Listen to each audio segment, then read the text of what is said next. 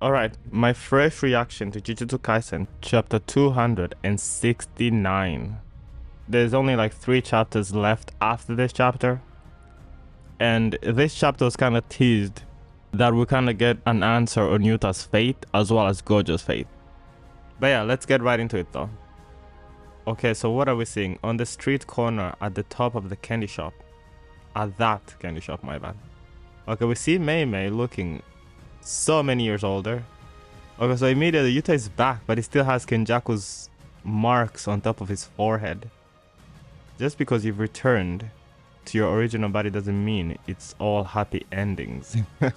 That's actually quite interesting. It's not all happy endings. Gojo is done and gone, right? So are they gonna bury Gojo? Great to see Maki and Yuta both doing well. Megumi's like, my head feels foggy. But this is actually because of unlimited void. Sukuna used Megumi to take the burden of the unlimited void, so he didn't really have to take it on his own brain. Sukuna is a cursed. I don't even know if he has a physical brain, but anyway, it went straight into Megumi's brain. And he's saying that I didn't know it would feel like this. I'd like to sincerely apologize to everyone, Megumi says. I wonder if he's going to apologize for saying them like, nah, I'm done. You guys can deal with Sukuna on your own. I wonder if this is what he's going to apologize for. And Maki is like, save it for later. And there's nothing you need to apologize for anyway. Save it for later. And Megumi is like, nah. And even Yuji here is saying, but I do have something to apologize for. It's crazy the powerhouse all of these guys have become. Yuji is easily special grade plus. And arguably the strongest guy here. If Gojo is no more, it's either Yuji or Yuta who are the strongest. And Megumi obviously has the potential to match them, if not surpass them. If he can master Maharaga and he has a final Shikigami that we haven't seen yet. Obviously Maki could also be right up there, but I have a hard time seeing how Yuji wouldn't be the strongest. Him or Yuta. We're seeing something about Gojo. Kusakabe is like, the root of it is Gojo's mistake of not killing Itadori. And as if things turned out, Itadori became a victim of Kenjaku's curse technique, terrorism. Kenjaku went into Yuji's mother. I guess that's probably what I mean. I was all for Itadori's death sentence. Damn, that's a savage thing for Kusakabe to say. If not for Yaga, I wouldn't be around, says Kusakabe. But I don't think it was wrong, nor am I saying I told you so. It's just that everyone's truths have clashed to create the present. So you guys don't need to feel any guilt. For heaven's sake, just act like kids. It's already making me feel like an old-timer. So Yuji's asking, how did Okkotsu's body come back to normal? I thought that when Rika didn't follow Master Gojo's body, the connection between Rika and me was lost. But in reality, Rika used reverse curse technique to repair and sustain my body, which was treated by Ieri. They probably managed to intentionally separate and use multiple curse techniques through some means, likely an application of a barrier technique.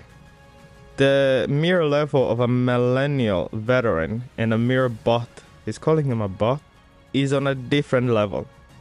Which makes sense. Obviously, the experience of thousands of years Kenjaku has, you're not really going to get that in 5 minutes, I guess. Once the technique recovered, Rika, as an external technique, reconnected with my unconscious state. And we somehow ended up here. I apologize for any worries. I don't care about any such story. Is he saying that he apologizes for making them worry and they're saying they don't care? As a joke? I can't quite tell. The issue here is that if Yuta had played his cards right, we might have won with less difficulty. Kenjaku's surprise attack, Maki saying she should have been the one to do it. She could have done it, to be honest. But I guess maybe she wouldn't have been able to control the cursed spirits the way Yuta was. Following that, Higuruma's Executioner's Sword strategy. How do we combine this with Toge's remote cursed words? We could have won more easily. Maki, you can't become the target of my boogie woogie technique. Which, that actually makes a lot of sense. Does she literally have zero curse technique? Wasn't Toru using like stones at some point? Even Yuta would have had a hard time succeeding. In the surprise attack on Kenjaku, without Todo's boogie woogie. Ah, so that's how it all worked so smoothly. Okay, that makes a lot of sense. That was a really cool plan and everything, but I still wanted to see like a nice cool fight with Kenjaku and Yuta or some other character. The way Kenjaku went out was a little anticlimactic for sure. Oh my god, Higuruma survived? There's no way. But most of this is just everybody talking about the fight and all that happened and how they could have done things better. Don't tell me that all these damn people survive and Gojo is the one who dies. Like, come on, really? If you're gonna do a sequel, it's gonna be a tough sell without Gojo, I'd say. But I see a lot of people saying that no, Gege is not going to do a sequel. Even though I still feel like there's a lot of meat on the bone and a lot of just things and lore that could be expanded upon, like the Hien era, Sukuna and his insane strength that even at the end he just goes down at the goat. There's just so much, and the fact that Sukuna is still alive in Yuji, is that what happened? So basically, has anything really even changed if Sukuna is just still in Yuji? There's just so much that indicates to me that another series has to be in the works. They're saying Toge couldn't use his cursed speech when Sukuna is really strong, but the Blackflash would have basically killed him. Yuta can also use that technique. I don't know why they wouldn't just use Yuta. Is this Toge dude even strong enough to immobilize Sukuna? Okay, so Higuruma is saying that Sukuna was just playing with him and he could have killed him anytime. Yeah, he should have gone in Yuta's domain, maybe with Yuji and Yuta. Maybe at that point, something interesting could have happened. Then, okay, they're talking more about Higuruma's crazy potential. He's been a sorcerer for just 2 months, and he's already maybe close to special grade level. He has a domain and an insta-kill move. And Kusakabe just talking about how frightening that is, and he's for sure right. Although, I don't know how much stronger Higuruma could get. It seems like he just got all of his potential right out instantly.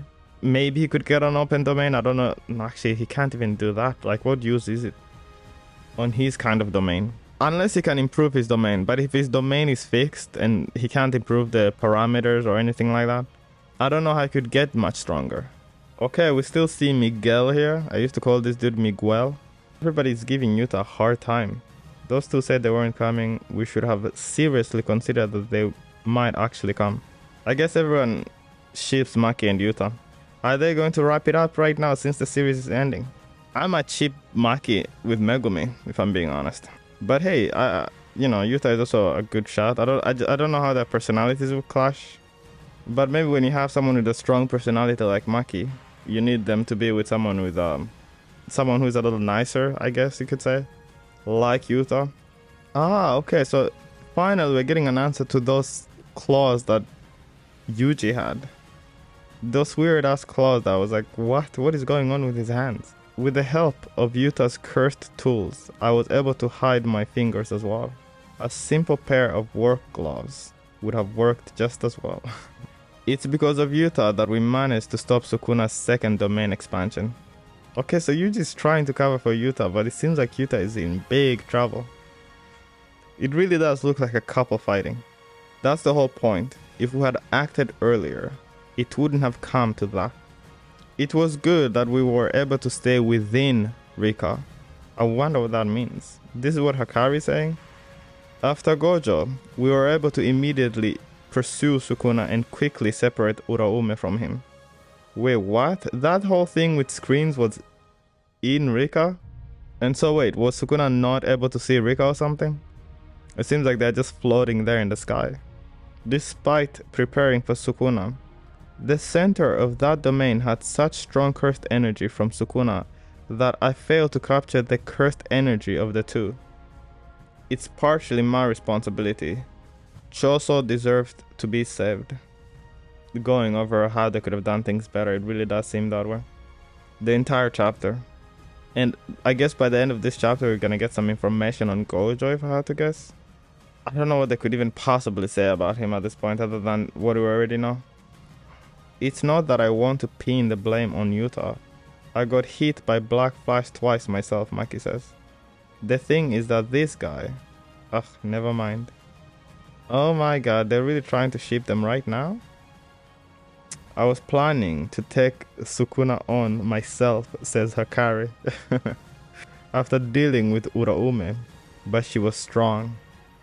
The Hakari was gonna do it himself. Why didn't they give him a chance? Come on. I was asleep until the last minute. I can't comment. And it seems like everybody has their own thoughts of regrets. I'm sure no one disagrees that I am the MVP. That's crazy. You know what? Uy is the MVP. Can't deny that. You left me behind after panicking midway. Kirara, you're quite heavy. Eesh. That's not the thing to say.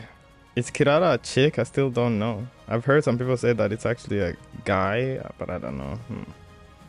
In return, you got to relax because my sister did the hard part. My sister really worked hard on the new shadow, didn't she? On the new shadows? Why am I learning about simple domain right now? The bottom line is that they keep the technique to themselves, bring in followers, and enforce unreasonable limitations. The new shadow style also provides a base for sorcerers who don't possess their own technique. Todo, who was taught by Yuki Tsukuma, learned the technique through the Mekamaru style. My goodness, I don't want to learn all this nonsense about the new shadow style. What is this? Okay, so I quickly read through all this new shadow information. I'm still not quite sure we're getting so much information on the new shadow style now at the end of the series. Okay, so Kusakabe is the current head of the new shadow, but apparently Ui will eventually become the new head and will be getting a monthly fee. Wow, you're such a penny pincer, sis. It seems like curses are entering the world of subscriptions. Wow, okay, so this chapter was pretty weird. I guess we don't really get anything concerning Gojo. We only get a bunch of info dump on the new shadow stuff. I guess maybe Gege is just trying to explain like everything right before he wraps it up. Because I'm just skimming through a lot of this new shadow stuff. I don't know how important it is since the story just ended. But if it seems to matter in the coming 2 chapters, I guess I'll read through it again and see exactly what they're talking about here. So thanks for watching and see you in the next one.